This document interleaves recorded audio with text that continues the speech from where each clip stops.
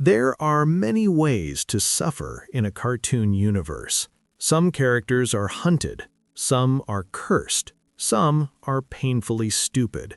Brandy Harrington's punishment is far more specific. She loses control. Before the jungle, before the humidity, before the screaming animals and the laws of reality politely stepping aside, Brandy's life made sense. It was clean, structured, polished.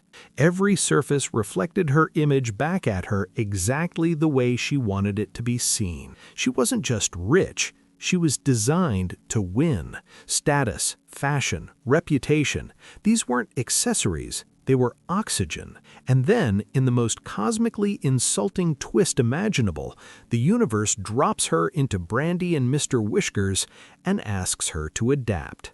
That's the joke. That's always the joke. Brandy doesn't slowly descend into chaos. She doesn't get a heroic adjustment arc. There is no inspirational montage where she learns to love the simple life. The crash isn't physical. It's existential. One moment, she is the center of a social solar system. The next, she's screaming at monkeys who do not care who she is, what she owns, or how loudly she demands respect.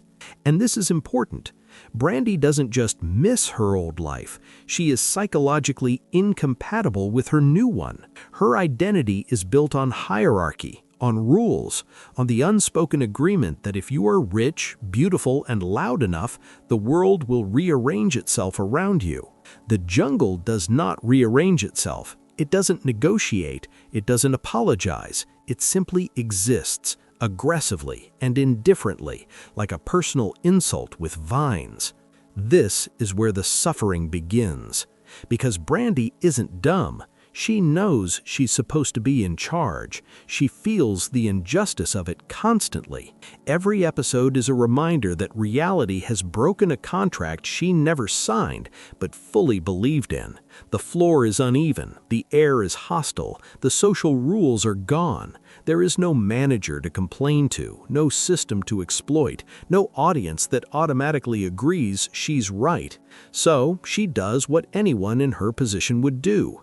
She panics, loudly, continuously, and with the confidence of someone who still believes this is temporary. That belief is the cruelest part. Brandy behaves like someone waiting for the nightmare to end, not realizing the nightmare has been upgraded to a permanent residence. She talks like a tourist trapped in hell with a return ticket that never arrives. Every demand, every meltdown, every attempt to impose normalcy is an act of denial disguised as entitlement. And the world responds by laughing. Not just the audience, the universe laughs. Because the jungle doesn't punish her for being cruel or selfish, it punishes her for trying to stay herself. The traits that made her powerful in civilization become liabilities here. Her need for control creates chaos. Her obsession with status isolates her. Her refusal to adapt turns survival into humiliation. This isn't character growth. This is erosion. Brandy isn't falling apart because she's weak. She's falling apart because her environment is perfectly engineered to strip her of meaning. She wakes up every day in a place that rejects her values, mocks her instincts, and refuses to acknowledge her superiority. And the worst part? She remembers exactly what she lost. The jungle isn't teaching her a lesson. It's reminding her, endlessly, that the person she used to be no longer fits anywhere. And this is only the beginning. The problem with Brandy's new life is not that it's dangerous, it's that it's cheerful about it. If the jungle were openly hostile, this would be easier. If it growled, threatened, or acknowledged her misery with even a shred of seriousness, Brandy might find something to fight against. But instead, she's trapped in a place that insists on framing her psychological collapse as whimsical fun. Bright colors, bouncy music, animals who treat survival like a party trick. This is not an environment, it's gaslighting with palm trees. For Brandy, the jungle functions less like a location and more like a constant sensory assault. Nothing shuts up, nothing stays still. The ground is uneven, the logic is unstable, and the laws of cause and effect appear to have been replaced with "wouldn't it be funny if?" And that's the key difference between her and everyone else. She experiences the jungle as noise. Every rustle is a threat. Every new creature is an intrusion. Every unexpected event is proof that the universe has lost all professionalism. Brandy doesn't fear danger in the traditional sense, she fears unpredictability, because unpredictability means she can't prepare, can't dominate, can't pretend she's still in charge. This would already be bad, but then there's the tone. The jungle never validates her fear. When Brandy screams, the world doesn't stop. When she panics, the music doesn't drop. When she begs for sanity, the background characters treat it like an overreaction. Her distress is constantly reframed as comedy, which quietly communicates a devastating message.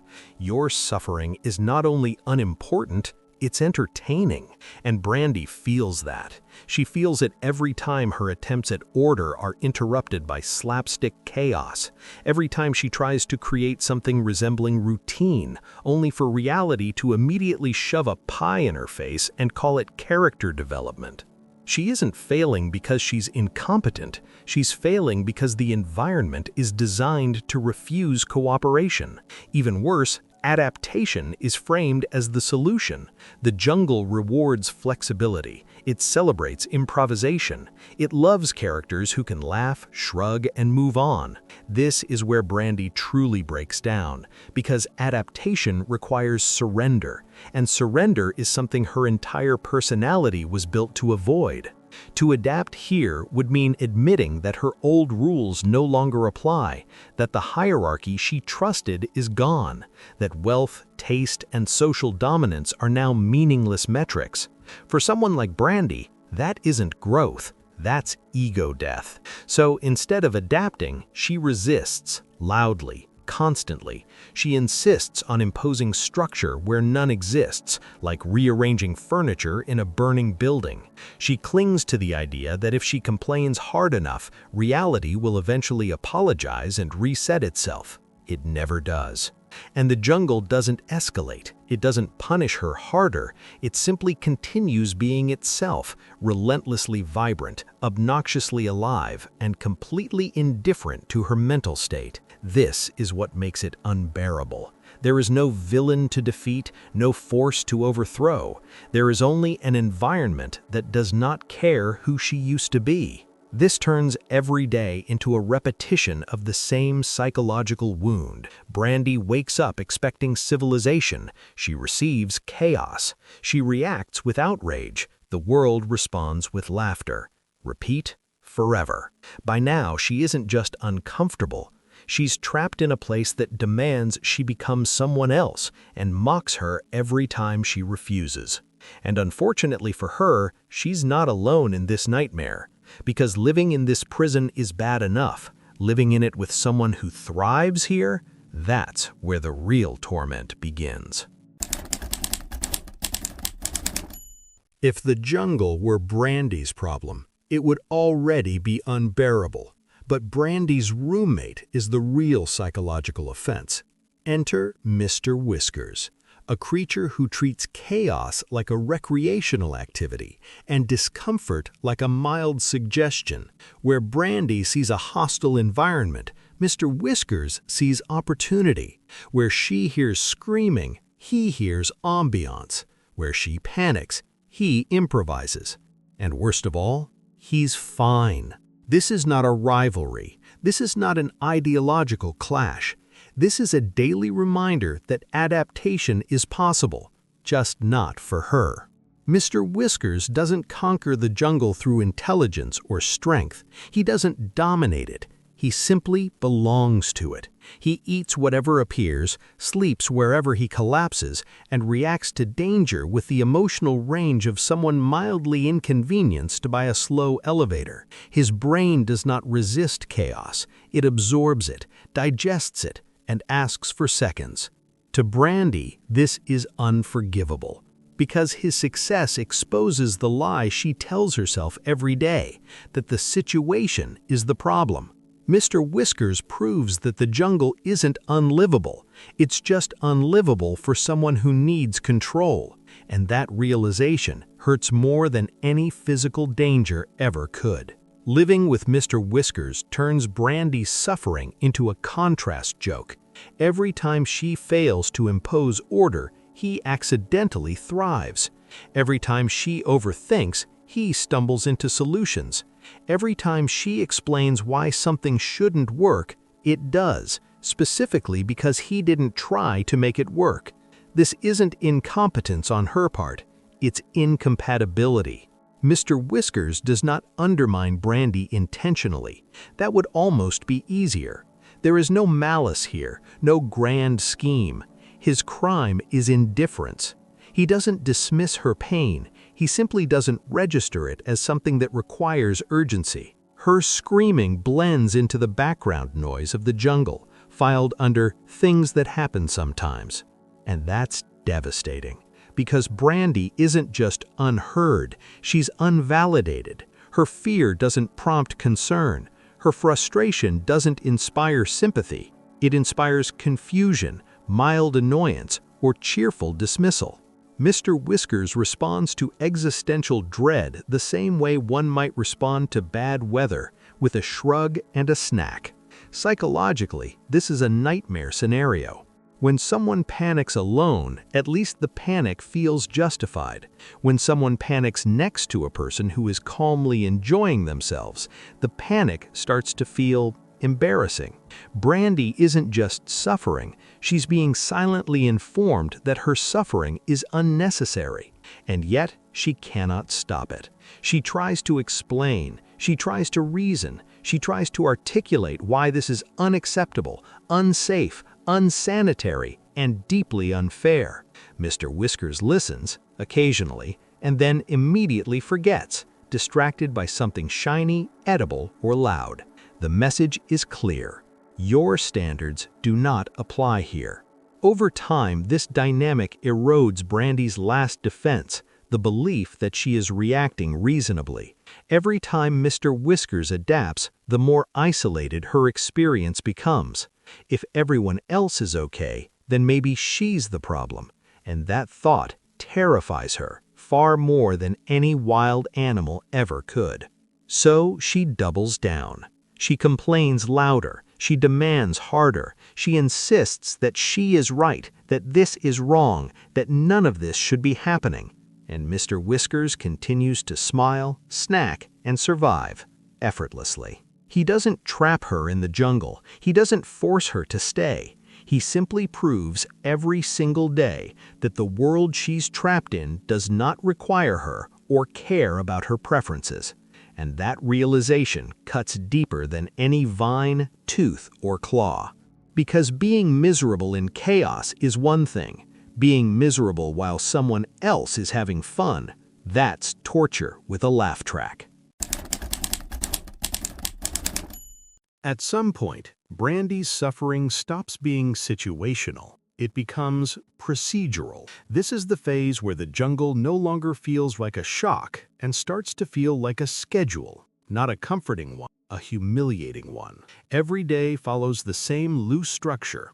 Brandy attempts control, reality rejects it, and the rejection is framed as comedy. The pattern repeats with the reliability of a workplace she never applied for. What makes this unbearable isn't just that Brandy keeps losing. It's that she loses publicly. Her failures are never quiet. They're never private. They're never dignified. Every attempt to establish authority is immediately undercut by slapstick timing, exaggerated reactions, and a world that seems contractually obligated to make sure she looks unreasonable. The jungle doesn't merely ignore her. It actively positions her as the problem, and over time, that does something to a person. Brandy isn't treated like someone reacting to an insane situation. She's treated like someone overreacting to a perfectly reasonable one. Her fear is exaggerated. Her anger is framed as hysteria. Her demands for basic structure are painted as selfishness. The narrative quietly insists that if she would just relax, everything would be fine.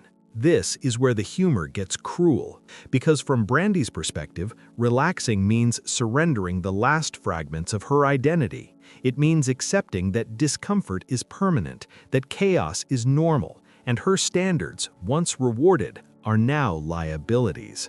But the world doesn't acknowledge that cost. It simply rolls its eyes and waits for her to trip again. So she becomes the punchline. Not because she's wrong, but because she refuses to stop caring. Every episode adds another layer of embarrassment. She plans something, it collapses. She asserts authority, it backfires. She predicts disaster, and when it happens, no one credits her for being right. The universe doesn't reward foresight. It rewards flexibility, and Brandy has built her entire sense of self on being correct, not adaptable. That distinction matters. Being correct means believing the world should operate a certain way. Being adaptable means accepting that it won't. Brandy clings to correctness like a life raft, even as it actively drags her under. Each failure reinforces the same message: your expectations are obsolete. This creates a subtle psychological trap. If Brandy gives up, she loses herself. If she keeps trying, she's humiliated. There is no winning state. So the humiliation accumulates. It stops being about any single incident and becomes atmospheric, a constant low-grade embarrassment that seeps into everything she does. She expects mockery now. She braces for it. Her reactions grow sharper, louder, more defensive, and the sharper she becomes, the easier it is for the world to justify laughing at her. It's a perfect feedback loop. And perhaps the most brutal detail of all, Brandy is often technically right. The jungle is dangerous, the situations are absurd, the lack of structure is objectively insane. But being right doesn't matter if no one else values the same rules. Correctness without consensus is just noise. So Brandy keeps performing sanity in a world that rewards nonsense. She becomes the straight man in a universe that refuses to play straight. And the role is exhausting. Every attempt to ground reality is treated like an inconvenience. Every appeal to logic is drowned out by spectacle. Her seriousness makes her incompatible with the tone of her own existence. By now, her suffering isn't about fear or loss. It's about being persistently misunderstood. She isn't allowed to be right. She isn't allowed to be justified. She isn't even allowed to be taken seriously. Her emotional responses are recycled into jokes, and her dignity is treated as optional. And after enough repetition, the question stops being, why does this keep happening to her? It becomes far worse. Why would it ever stop? By this point, Brandy Harrington is no longer just suffering. She is performing suffering for an audience that refuses to take it seriously, and this is where the discomfort turns inward, because the laughter isn't accidental, it isn't incidental, it's the entire mechanism. The show works because Brandy doesn't adapt. If she did, the joke would die. Her refusal to let go of control is not a flaw to be resolved, it is the engine that keeps the world spinning. Which raises an unpleasant question. Why is this funny? The easy answer is that Brandy is loud, dramatic, entitled, and often deeply unpleasant. Watching her fail feels like justice. The universe correcting someone who expected it to bend. On the surface, her misery reads as consequence, a morality play where arrogance meets reality and loses. But that explanation doesn't survive scrutiny. Because Brandy isn't punished for cruelty, she's punished for expectation, for believing that effort, status, and preparation should produce stability. Her crime is assuming that the world should make sense if you follow the rules, and the jumble exists solely to disprove that assumption. We laugh because the show reframes that dissonance as comedy. Brandy represents the part of us that still believes in systems, in fairness, in the idea that if you do everything right, things will eventually cooperate. The jungle exists to say no. Sometimes reality doesn't reward you. Sometimes it doesn't even acknowledge you. And watching Brandy slam into that truth repeatedly creates a strange kind of relief, because it isn't happening to us. Her meltdowns become safe containers for anxiety we don't want to confront directly: loss of control, loss of status, being trapped in an environment that doesn't care about your values, being told implicitly, repeatedly, that your standards are outdated and inconvenient. Brandy screams so we don't have to. And the humor stays dry because the show never lets her fully articulate what's wrong. Her distress is always framed as excess, too loud, too dramatic, too much. That framing gives the audience permission to laugh instead of empathizing. After all, if everyone else is fine, then the problem must be her. That logic is comforting. It suggests that adaptability is easy, that suffering is optional, that if you just relaxed, you'd be okay. And Brandy's continued collapse reinforces that belief, even as it quietly undermines it. Because the longer the pattern continues, the clearer it becomes that she isn't failing once, she's failing consistently. And consistency implies structure. The jungle doesn't challenge her randomly. It challenges her in the same ways over and over until her resistance becomes predictable. That predictability turns her pain into a rhythm, one the audience learns to anticipate. The laugh arrives not because something surprising happened, but because something inevitable did. Brandy will try to control. Reality will refuse. She will escalate. We will laugh. This repetition dulls the edge of empathy. Over time, her reactions stop feeling like responses and start feeling like traits. She isn't someone experiencing distress. She is distress, a walking overreaction, a character defined by incompatibility. And once someone is reduced to a pattern, it becomes easy to laugh at their pain. That's the quiet cruelty of the format. Brandy doesn't get relief because relief would break the cycle. She doesn't get validation because validation would imply the world is wrong, and the world can't be wrong, not in a comedy based on absurdity. So her suffering becomes the stable element, the fixed point everyone else orbits, which makes the laughter uneasy. Because at some point it stops being about her flaws and starts being about endurance. How long can someone keep insisting on a reality that no longer exists? How many times can a person be told, implicitly, repeatedly, that they are the only one who thinks this is unbearable? We laugh because the show tells us to, but somewhere underneath there's recognition. The fear that one day we'll be the ones demanding structure in a world that runs on chaos, and realizing too late that our insistence is the joke.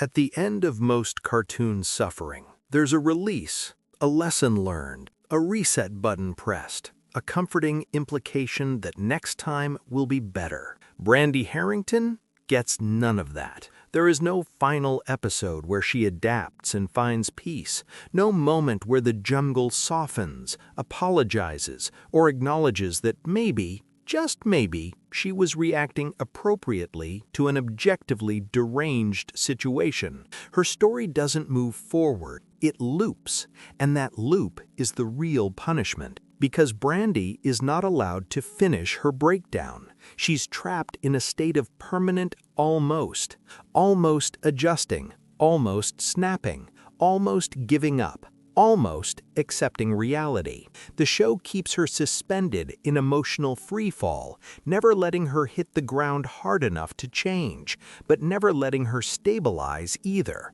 This is why it truly sucks to be her. She remembers a world that rewarded her instincts, and she lives in one that punishes them. She knows exactly what she wants, and she exists in a place that will never give it to her. And worst of all, she understands the mismatch intellectually, but cannot emotionally surrender to it. That awareness is agony. If she were oblivious, she could be happy like everyone else. If she were adaptable, she could survive like Mr. Whiskers.